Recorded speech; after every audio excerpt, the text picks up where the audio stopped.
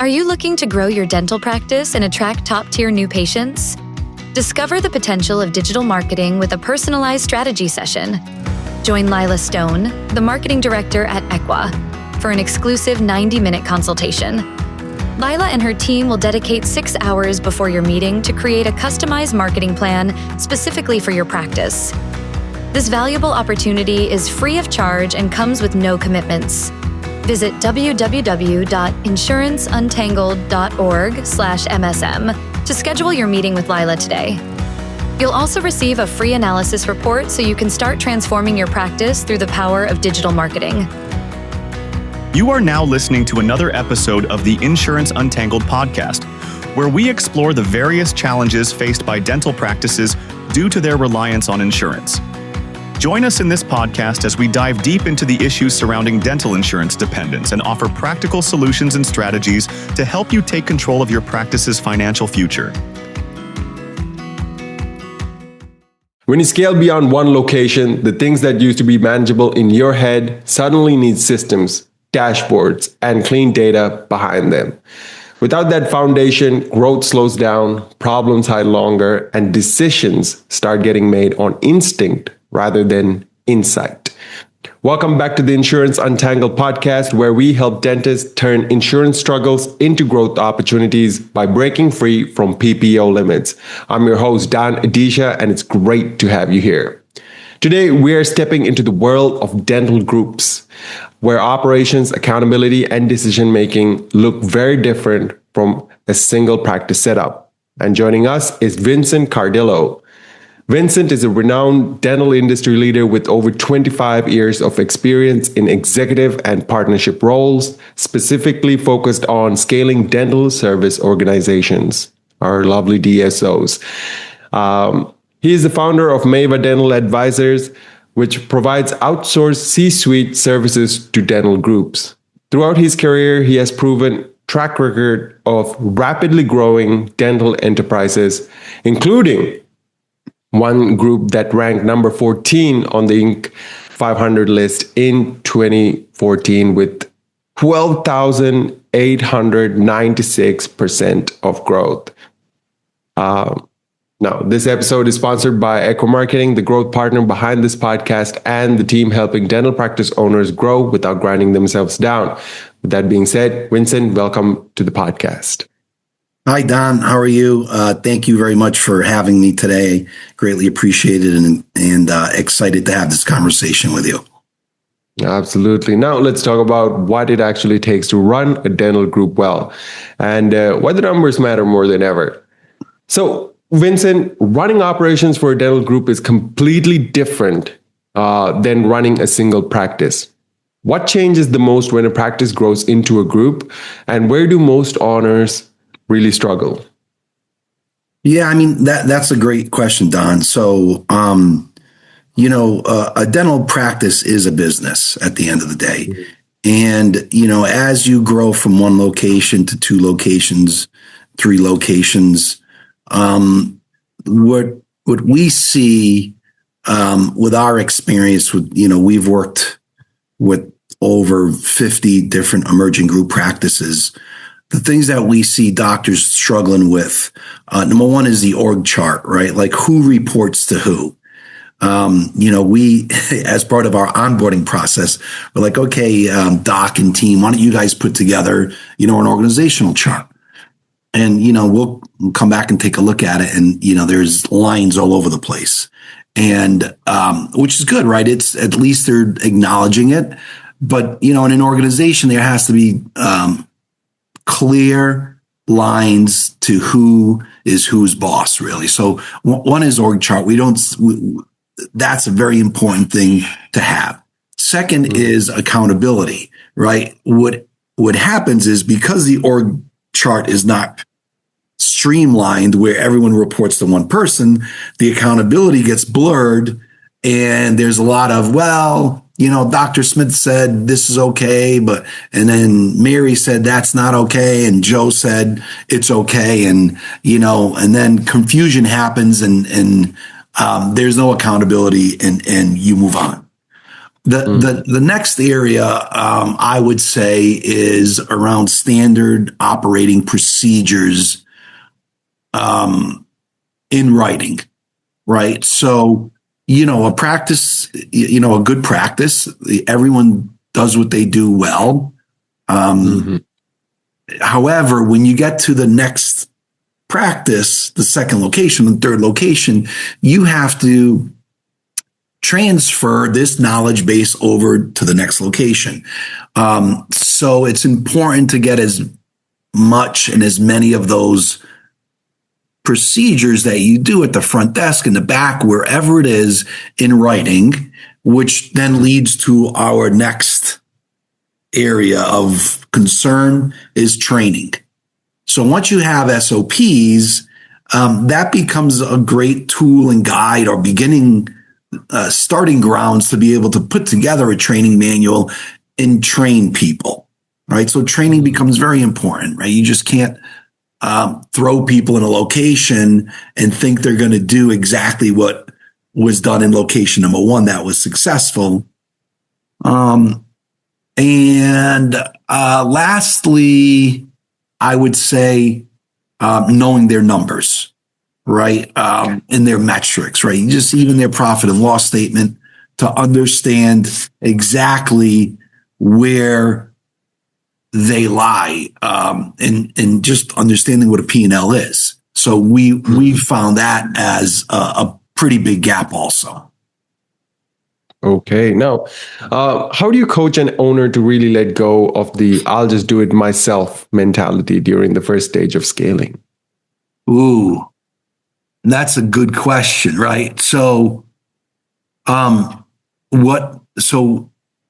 what you have to do is what we do is we move that accountability on areas. So we like the doctors to be involved in the clinical aspect, right? And try and help them understand that the business piece should be done with, managers or whoever you have appropriate that are non-clinicians.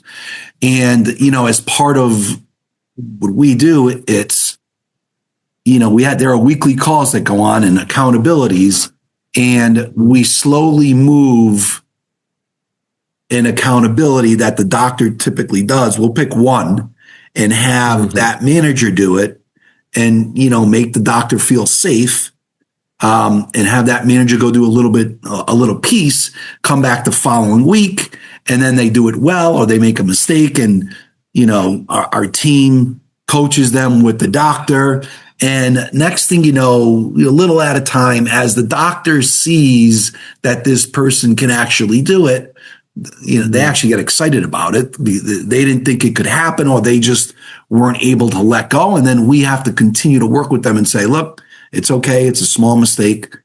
This is how we got to, build this person. Right. Small step-by-step weekly meeting here and there. I really appreciate you really breaking down those few things that really a lot of the owners struggle with when it comes to scaling. But if you got your organizational chart, and of course, accountability followed up by that, and SOPs, along with training on those SOPs, and of course, knowing your metrics really helps clarify if you are ready to scale or not. And that doesn't mean, it might not be a group scaling, but really scaling within your practice as well, if you're ready or not for that. Now, Vincent, what are the most common operational breakdowns you see inside dental groups, and why do they tend to go unnoticed for so long? Well,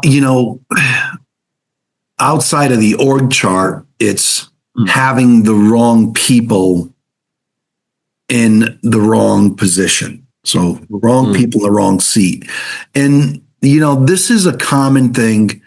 And it's a bit unfortunate because what the doctors are doing, and what we all want to do, is we want to reward that person that's been with them for a long time and grow them through the system. But what happens at a certain point in many situations, that particular person, that let's say it was a dental assistant, and now they've grown to become a manager. And because of that, the practice can pay them more money. And then they go into a regional manager's role, let's say, or an operations person that oversees 2 offices. And again, that allows them to get more money, and gives that person the opportunity. And in many situations, more than you would think, there's 2 issues. One is that person doesn't have the skill set because the doctor hasn't had the ability to train them or send them to some type of a training program or be educated and pay for that education for that role. And then secondly, what we find, which is real interesting, is that the person in that role likes the money, but really doesn't like the job. And they only do the job because they feel bad and want to make the doctor happy, right? So you've got a doctor trying to make the person happy, and you got the person trying to make the doctor happy, and they're kind of both not happy because the one person doesn't really want to be in the job, and the doctor's like, well, this person's not doing that great of a job, but I'm going to trust them. So that's a big one that we see a lot, and it's unfortunate. But it's one. Another one is, the commitment to growing people in training and development. The business of dentistry is a people business all around. We're dealing with patients, and we have people dealing with the patients. And the only way and the best way that we can grow is by growing our team, right? So we have to grow our team and our people to grow our practice. And that requires training, investment, development. So there's quite a bit of gap there. And in that particular area, we see that the doctors just don't know, right? They're open to do it for sure, but they're just really not aware of the importance and the value of that. That's right. Okay, those were some really great points, that can show up as operational breakdowns. And it's really interesting because I feel like the first point you made, it has a lot of loyalty in there, right? Yeah. Doctor trusting the dental assistant, promoting them through the ranks, and then the dental assistant want to stick around. But of course, if you don't have the skill set required to stay in that position, you're not going to have a fun time. And you, of course, as the owner, you're not going to see a great return either. So balancing that with growing people, as you mentioned, I'm curious to know, is there ever a time where you would think, okay, I've given this person opportunity to grow, perhaps through some CE courses, but they're not growing. They're not growing beyond a certain position. During that time, what would you recommend the doctors or the practice owners to really do? Yeah. So I think it's important to have the conversation with the person. I think the doctors automatically assume that the person wants this new role, but the doctors put them there because that's the only way we can give them more money. Right. That's right. But repeat that one more time. I was going down another path, but just, of course, no, you were going on the correct tangent, I think. Yeah. But I'll keep it tighter. So I was just wondering, what if they're not growing beyond a certain role? Yes. Right. If they're fantastic dental assistants, but the moment you make them practice managers, they are starting to slip away. Maybe. Yeah. So two things. One is what we find is the doctors really don't know that person is not equipped for that role because they truly don't understand what if they're performing well or not performing well. Mm-hmm. Right. So I think one area is just sitting down with the person and understanding, spend some time with them and ask them, what is it that you really love to do? Right. At the end of the day, if you get someone working in an aspect of the practice that they really love to do, they're going to perform. Yeah. And if that person wants to go back to being assistant, well, they could be an elite assistant, or they might say, look, I just don't enjoy having to manage people. Right. I've known these people for 12 years. Now they report to me. We've got this break in the relationship and they get put in a bad situation. So I think it's spend a little time with these people that you feel are important to you, have been important to you, that you believe in you and will do whatever you say, even to their detriment. Right. Just take some time to talk to them. So then how would you recommend the owner increase the compensation if they're not promoting through roles? That's a tough one, right? Because when you're looking at your numbers, and this is what happens a lot, and this is how the practice's team compensation quickly, surpasses the average of where it should be, because you got people there for a long time and you keep giving them raises and keep giving them raises. They have to have another opportunity within the practice that can allow them to be paid more, but they have to have the skill set. And that skill set might require them to do some schooling, right? So maybe it's supporting them and teaching them, hey, look, we have this opportunity, but you're going to have to learn this. I'm willing to support you in paying you to learn that, or I'm hiring a consultant to teach you that, or going to a school for it. So that's one way to upgrade them, right? But they have to be willing and they have to want to do it. That's right. If they don't want to do it and they just want to be a dental assistant in the chair, there's a cap to that number. And it's a little bit of a problem, right? So, you reach your cap and then you get your annual increases. And then I guess, you bonus them on performance. If they're that good of a performer, you put some type of performance mechanism within that role in the practice and they get a bonus for it. That's right. And of course, if some people are satisfied with that cap, well, then there's that, right? And you know what? That's interesting, right? So doctors that are, typically adding or want more offices are more entrepreneurial and more ambitious. And, I'm an entrepreneur too. And, we automatically think everyone's like us, right? And maybe they don't want to do that, right? But we want them to be that person. That's another thing, right? You got to listen to them, and it's not you making them what you want them to be, because that ends. I've done it. Everyone's done it, and in the end, it doesn't turn out well for either party. Okay, so really have that honest conversation up front. Show them the roadmap to see if they're interested in the deal, and really see what they are looking for. And if they're okay with the cap and you're okay with that, sounds like a good plan already. Right. Now, before we continue on, I have a quick message on behalf of our sponsor here.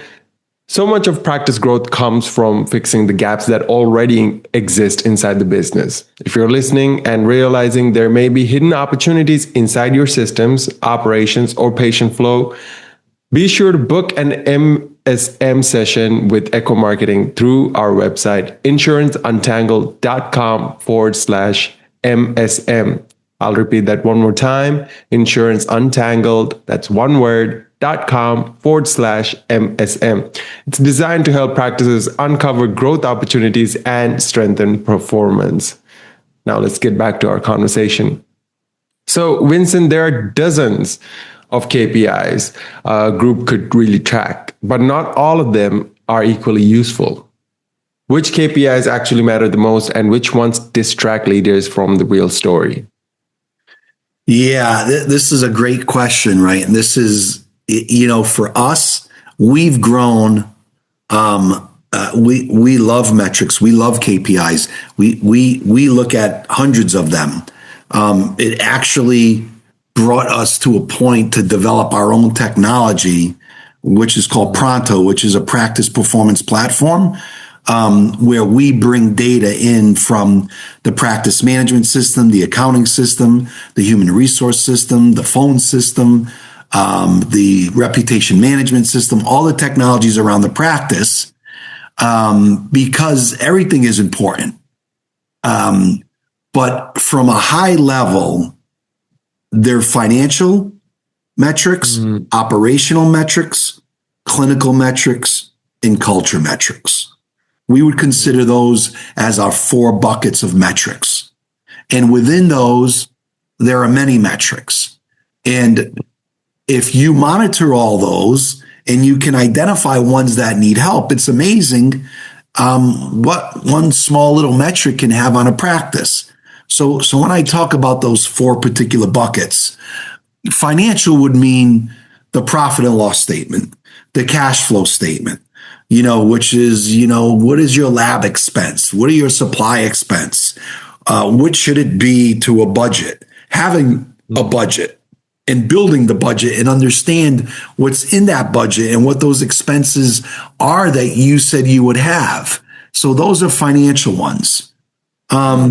Operational ones are more around, okay, your AR, your private AR, your insurance AR, what they should be at 30, at 60, at 90, your missed calls. How many missed calls should you have or shouldn't you have?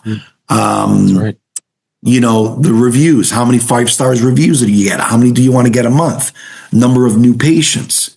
A real good one is what % of new patient phone calls actually get booked, right? So that metric is very big. Just by managing missed calls and the percentage of new patient calls that get booked, we've found focusing on those 2 particular metrics, in 3 months, you will increase your new patients by 20% without spending any more money, right? Sure. So that's operational. Clinical is more around the clinical aspects of it, like how many remakes are my doctors doing?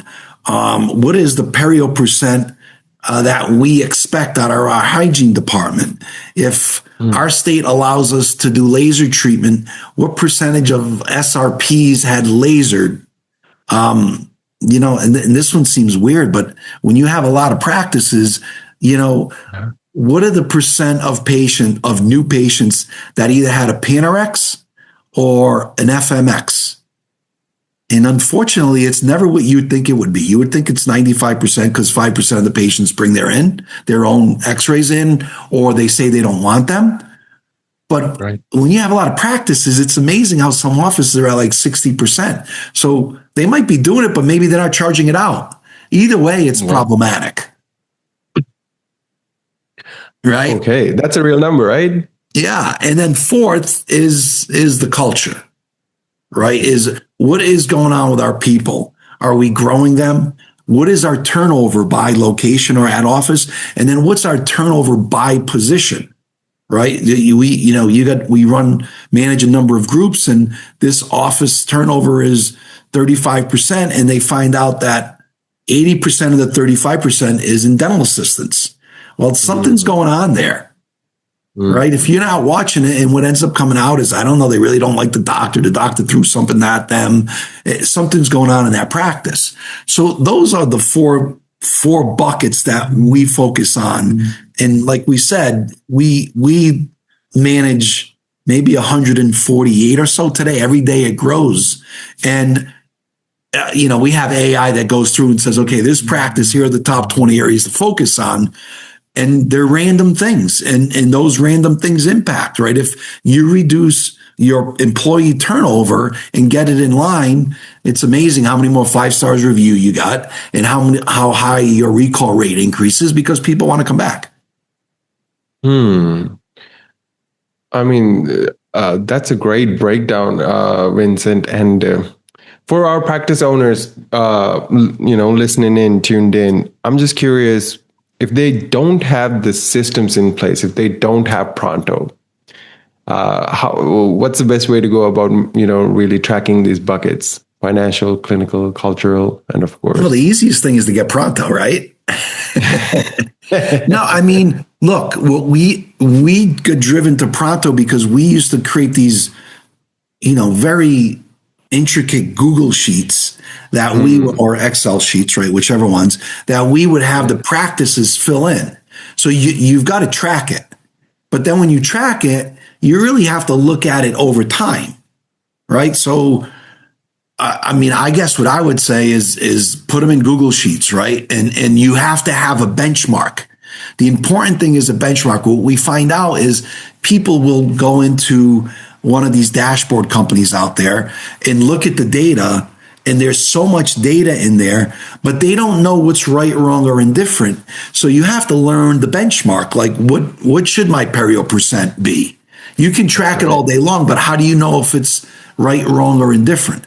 So I think you got to learn what those benchmarks are and then track that data and then pick on a quarterly basis or monthly basis, 1 or 2 metrics, continue to track it and work with the team on it so they can see how it gets better. And what we find is if there's a metric that you have to work on or you're working on, typically there's not a good standard operating procedure around there, or there's not one at all, and there's no training around it. So what happens is to make it better, you have to do that. So now what you just did is you created an SOP in training for this particular metric, and now that metric increases. And when that happens, everyone on the team sees the importance of tracking, the importance of an SOP, and the importance of training. Check. And you really do need that buy-in from the team. Yeah, and they're not going to, they're not going to listen to you, and you got to show them it, right? And if you can get it to a point where they see it, they're going to believe it. Absolutely. And truly, that's 60% for the x-rays. If they're doing in-house and you're not charging for that, that's, oof. It's a lot. You wouldn't have, and that's only one of the metrics. Yeah, that's right. And that's a great benchmark. I mean, if that's happening, we got to be a bit careful out there, Doc. Right. Now, Vincent, when dental groups truly embrace data, what changes and how does it transform decision-making, accountability, and of course, long-term growth? Yeah. So, what we just talked about tails into this question, which is great, right? Identifying these particular opportunities. Number one, it creates alignment and focus, right? A lot of doctors just hear one thing, they find one thing, this is the problem, they get everyone worked up about it, and then they don't talk about it anymore. And then a week later, they pull up another problem, and then the team's like, okay, here goes the doctor pulling up a problem. So you have to identify what that opportunity is. You have to commit to a timeline with the team and say, here's where we are. This is where we're going to grow to, which creates alignment, right? And within that, we will see, what's missing, and we're going to learn through putting together SOPs. We're going to learn by putting together a training program, and we're going to see the results. And when we see the results, we're going to gain confidence.